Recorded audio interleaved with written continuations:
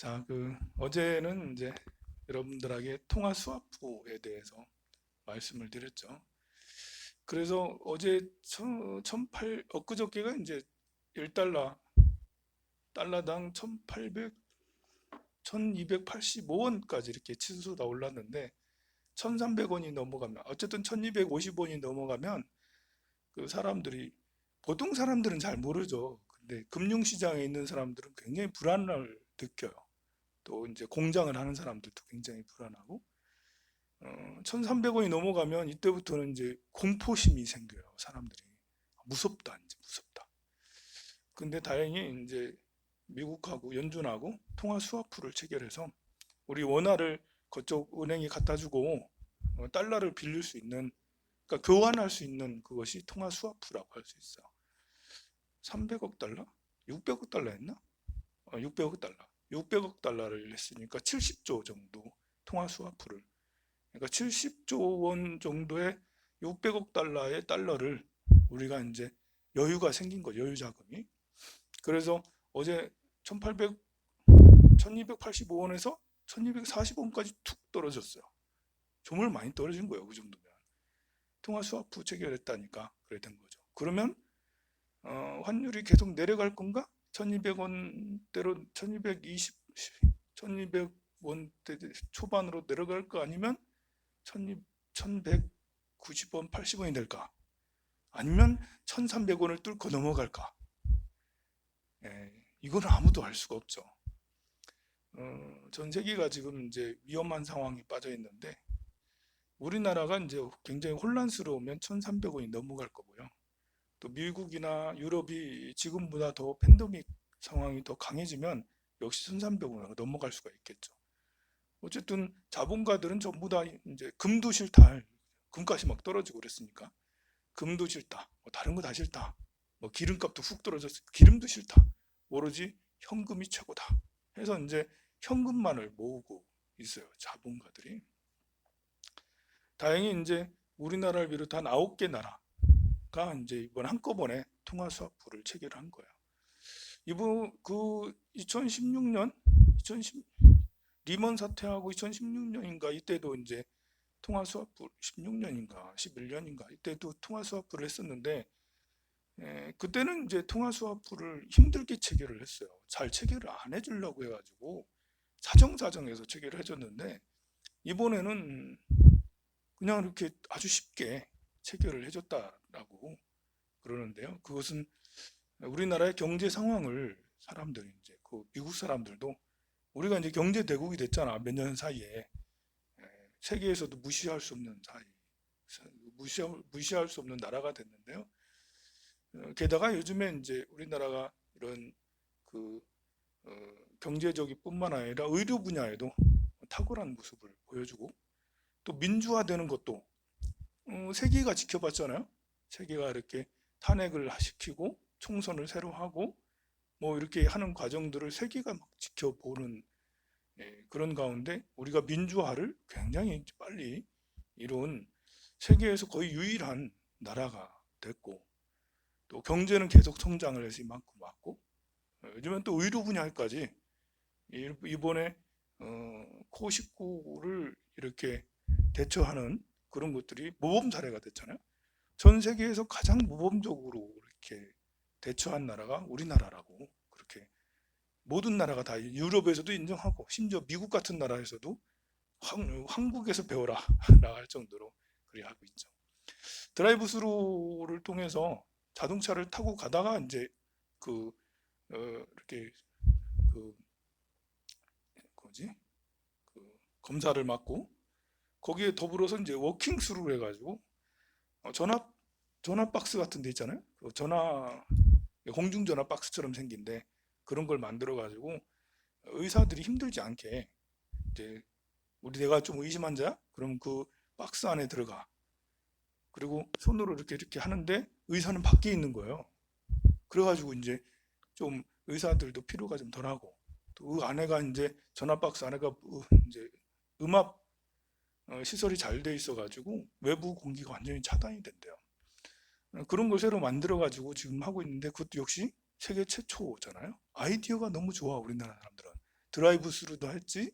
그렇죠. 전 세계가 지금 드라이브 스루를 받아들이고 하고 있죠. 지금은 이제 워킹 스루까지 이제 하는 거죠. 그래서 워킹 스루를 하면 뭐냐면, 전에는 한 병원에서 많아봐야 열 몇 명 이렇게 검사를 했는데요.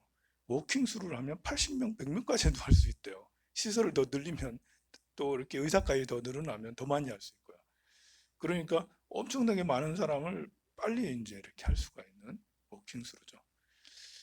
이렇게 통화 스와프를 9개국이, 9개국이 한꺼번에 이제 이렇게 체결을 했는데요.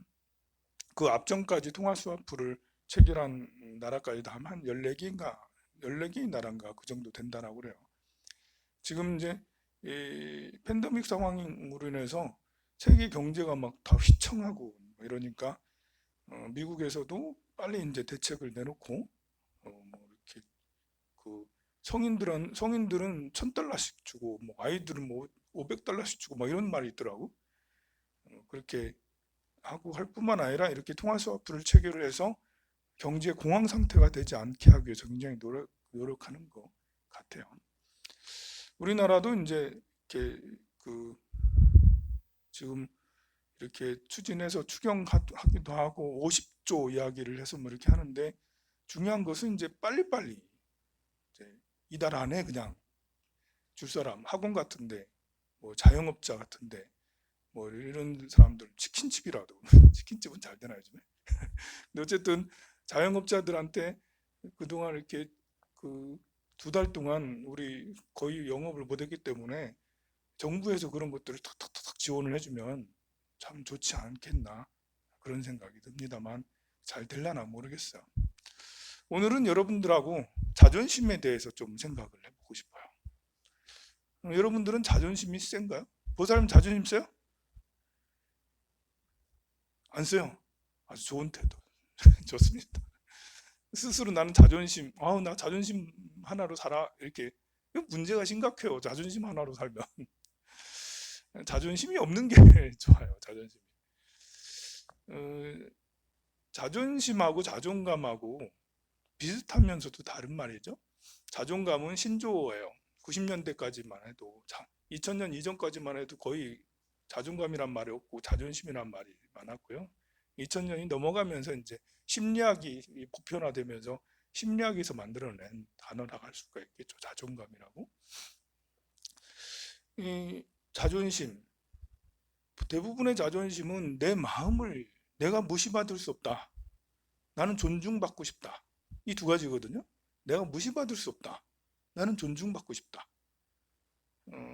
그런데 이렇게 모든 사람이 무시받기 싫고 존중받길 원하고 모든 사람이 다 그렇게 바라고 있단 말입니다. 그런데 그런 이제 존중받고 싶다라는 그런 마음 때문에 또 다른 사람들의 마음을 이해하지 않아. 무시받기 싫어해. 그러면서도 본인이 차별심이 많아. 사람을 등급을 나누는 거예요. 내 스타일이 다 아니다. 그리고 이렇게 저 사람한테는 들이댈 만하다. 저 사람은 내가 하면 안 된다. 또 저 사람은 저 사람은 좀 천하다. 뭐 이런 식으로 저 사람 내 스타일 아니야 이러면서 함부로 말을 하게 되고, 또 어떤 사람한테는 비굴하고, 그렇게 하는 사람들이 거의 대부분 많다 보니까요. 내가 누군가에게는 만만한 사람이 되기도 하고요. 내가 누군가에게는 천하게 느끼는 사람이 될 수가 있다라는 거예요. 아무리 훌륭한 뭐 이렇게 대재벌이라 하더라도 누군가에게는 만만한 사람이 되거나 누군가에게는 천한 사람이 될 수가 있는 거예요. 결과적으로 나는 누군가에게 무시받을 수밖에 없는 상황이 된 거예요. 모든 사람들이 다 존중하고 서로 이해해주고 배려해주면 나도 늘 존중받고 하지만 사회가 그렇지 않아요. 모든 사람들이 다 차별심이 있어서 내가 아무리 잘나도 나를 무시해. 사실은 상대가 나를 무시하는 건 아닐 수도 있어요. 내가 상점에 가가지고 옷을 사는데 점원이 인사도 잘 안 하고 그냥 틱틱대고 뭐 살려면 살고 말려면 말하는 식으로 그렇게 해. 그럼 자존심 상할 수도 있죠. 근데 사실은 그 사람의 태도가 본래 그런 거예요. 그 사람의 삶의 성향의 방법이, 살아가는 방법이 그런 거예요. 그런 사람은 이제 점원하면 안 되겠죠. 그런데 자기가 주인에서 하는 사람도 있어요. 보면은 결국 망하게 되지만, 그런데 그런 곳곳에 식당에 가서도 인사 잘하는 사람 있는가 하면 틱틱대고 그렇게 하는 사람도 있는 거예요. 또 사람이 어떤 때는 기분이 나쁠 때도 있잖아. 내가 기분 나쁜데 서빙을 해야 돼. 그러면 이제 감정에 취해 있는 사람은 막 표정이 그렇다고요. 그럴 때 우리는 이해하기보다는, 아, 무슨 사람이 저래? 무슨 손님을 무시하고, 손님 왕인데? 그럼 내도 화가 나 말이게. 그러면 이제 자존심이 세버리면, 자존심을 지키며 살자 이렇게 생각을 하게 되면, 그러면 고통이 더 크게 밀려오기 마련이에요. 그런데 이렇게 생각을 반대로 생각하면 참 좋지 않겠나 싶어요. 내가 내 자존심 지키는 것도 중요하겠지만 다른 사람의 자존심을 지켜주자. 왜 나만 자존심이 있다라고 생각을 해? 당신의 자존심을 내가 지켜줄게. 너의 자존심을 내가 지켜줄게. 그렇게 생각을 바꿔가지고 모두 다 자존심을 가지고 있지 않습니까? 그러니까 상대의 자존심을 내가 지켜주는 사람이 되려고 노력하면, 그게 뭐예요? 자존심을 살려주는, 내가 남의 자존심을 살려주는 사람이 되는 거잖아요. 내가 보살님의 자존심을 살려주려면, 내가 보살님께 극진히 대접을 해주면 보살님이 자존심이 살아나죠. 잘해주면, 잘 친절하고 미소 짓고 선물 주면, 보살님 갖고 싶은 거 내가 선물 또 이렇게. 그러죠. 이렇게 잘해주면 선물도 주고 밥도 사주고, 아이고 여사님 오셨습니까? 이러면서 이제 아이고 오늘따라 귀공주 같아. 이러면서 폐하 이러면서 이제 왕비마마 이러면서 이제 뭐 아부까지는 할 수는 없지만, 뭐 아부라 하기도 그렇고, 우리가 상대를 극진히 대접을 해주고, 그 사람의 자존심을 살려주려고 뭐 옷도 사주고 밥도 사주고, 집은 못 사줘도 뭐 간단한 소품 정도는, 화장품이라, 내가 이거 써보니까 참 좋더라, 내 하나 선물로 줄게 이러면서, 이걸 쓰면 너는 정말 반짝반짝 할 거야 이러면서, 영업하라는 게 아니고 그냥 선물로 이렇게 주기도 하는 것은 상대에게 자존심을 굉장히 이렇게 활성화 시키도록 그렇게 해줄 수가 있죠. 그래서 우리는 상대의 자존심을 살려주는 사람이 되면, 그러면 상대가 이렇게 기분이 좋으니까 나도 역시 그가 나에게 굉장히 잘해줄 거 아니에요. 그러니까 서로 상생할 수가 있어요. 그런데 모두가 그런 건 아니에요. 10명에 한두 명, 많으면 2명이고 적으면 0.1명인데요. 당연하다고 생각하는 사람이 있어. 내가 이렇게 자존심 세워주려고 잘해주면 당연하다고 생각하는 사람이 있어. 그래가지고 너는 좀 천하고 나는 귀하고 하니까, 이렇게 오히려 내가 이렇게 잘해줬는데 오히려 나를 쫑크 주는 경우가 있어요. 야, 이제 이런 것 때문에 우리는 착하게 살면 안 돼. 남의 자존심을 살려주면 안 돼. 기고만장해져, 막 이러면서. 아들, 딸을 키우면서 엄마가 키우는 분들의 부모님의 공통적인 말씀은, 애가 너무 기를 살리면 버르장머리 없어진다는 거예요. 대부분 많은 사람들이 내가 당신에게 잘해주면 당신은 당연한 걸로 여긴다라는 생각을 해서 오히려 버릇이 나빠진다. 그렇게 이제 생각을 하는 거죠. 그러나 10명, 그런 사람은 10명에 1명 정도, 더 적으면 100명에 5명 정도거든요. 많을 때는 그런 사람만 만나는 사람이 있어. 또 너무 신기하게 겁재가 있는 사람이 그래요. 사주에 보면 겁재가 있거든. 그 사람 겁재 있어요, 없어요? 거, 겁재가 있는 사람은 겁재가 있는 사람은 잘해주면 기고만장해 하는 사람이 꼭 나타나. 자주 만나. 겁재가 여러 개까지 있으면 더 자주 만나고요. 겁재가 별로 없으면, 거의 없으면 그런 사람 100명에 한 번 정도 만나고 그래요. 저는 다행히 겁재가 없어요. 겁재가 있으면 또 사람이 기세가 등등하니 참 경쟁심이나 이런 게 굉장히 좋거든요. 근데 저는 경쟁심이 없어요. 전 달리기를 해도 꼴찌 가도 상관이 없고요. 시험을 봐도 꼴찌해도 상관이 없고요. 별로 승부욕이 별로 없어요. 근데 승부욕이 많은 사람일수록 신기하게 이렇게 그런 사람을 만나요. 내가 잘해줬는데 그가 내 것을 홀라당 가져가네? 이러면서 내가 잘해줬는데 오히려 제가 나를 무시하네? 이게 승부욕이 강한 사람일수록 그런 사람 만나기가 쉬워요. 물론 뭐 저도 나를 무시하는 사람을 만나긴 합니다. 내가 잘해줘도 나를 계속 무시해. 짜증나게. 그 말은 못해. 짜증나도. 그냥 속으로 꾹 참고 있는 거지 뭐. 에? 아, 보살님한테는 보살님 무시하는 사람 없어요? 어휴, 멘탈이 훌륭합니다. 그게 제일 좋아요. 보살님이 이제 마음으로 인내하고 극복해낸 거죠. 보살님의 성품으로 부처님의 마음을 써서 그런 그렇게 하지 않고 잘 해낸 거죠. 이제 그래서 나를 무시하는 사람이 별로 안 나타나는 거야. 겁제라는 거는 내가 주는 대로 할 수도 있거든요. 내가 자비롭게 굴면 내 편이 될 수 있고요. 겁제를 내 편으로 만들면 천군만마를 얻는 거예요. 귀를 만나는 거죠. 근데 겁제를 정말 승부군성으로 해서 내가 이겨야 될, 극복해야 될, 내가 넘어서야 될 이런 걸로 만들어 버리면 나도 당하게 된다는 거예요. 그래서 겁제는 잘 다스리면 훌륭한 아군이 될 수가 있어요. 자, 그래서 자존심을 살려주는 사람이 되려고 노력을 하는 그런 원력을 좀 세워야 돼요. 대부분 사람들이 그런 원력을 세우지 않는 이유가 그렇게 하면 내가 이용당한다라고 생각하기 때문에 그래요. 그렇게 되면 나만 손해본다. 착한 사람만 손해보는 사회 아니야? 라고. 그런데 객관적으로 살펴봐야 돼요. 착한 사람만 손해보는 사회인가? 착한 사람이 이용당하는 사회인가?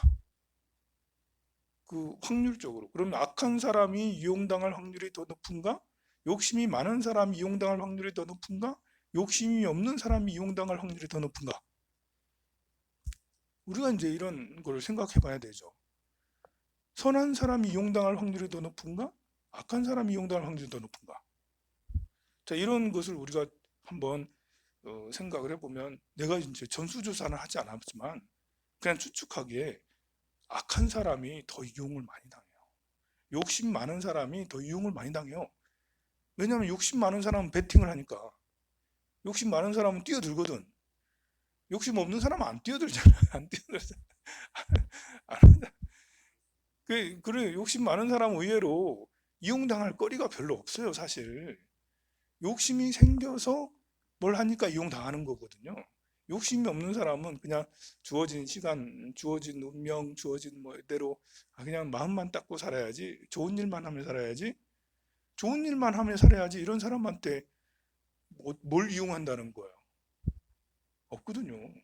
근데 뭐 직장 내에서 뭐 그 사람한테 뭐 이렇게 그렇게 선하게 살려는 사람한테 업무량이 뭐 더 많아지고 뭐 이런 것은 있을 수도 있겠지만 그런 것도 이제 스스로 아무리 좋은 사람이라 하더라도 아무 선한 사람이라 하더라도 공정함이라는 것들도 함께 있어야 되는 거거든요. 민주적 사고, 또 공평함의 사고, 평등함에 대한 사고, 이런 정의란 무엇인가에 대한 사고가 함께 있어야 되는 거죠. 그래야지 이제 내가 착하고 선하게 살면서도 공정하게, 균등하게 할 수가 있는 거죠. 그래서 이렇게 보면 마음으로 원력을 세워서 내가 남의 자존심을 세워주는 사람이 되어야겠다 라는 결정을 빨리 내리는 게 좋아요. 그걸 고민할 필요가 없어요. 고민은 하긴 해야 되겠죠. 그걸 해결을 해야 되니까 남의 자존심을 살려주는 사람이 되면 좋은가 나쁜가 그건 반드시 생각을 해봐야 돼요.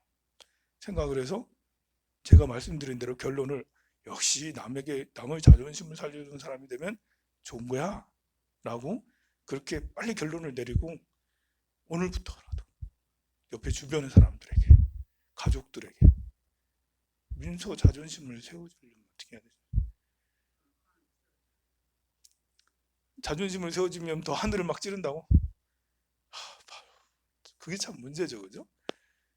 딸이 엄마가 보기에는 참 마음에 안 들고 이렇게 지멋대로인데. 그래서 이 지금 마음에 안 들고 지멋대로인 이 딸을 자존심을 세워준다고, 너 잘하고 있어, 잘하고 있어, 다 이해해주고 있어, 내가, 그래, 뭐 갖고 싶은 거 있으면 내가 능력은 안 되지만 뽀뽀라도 해줄게.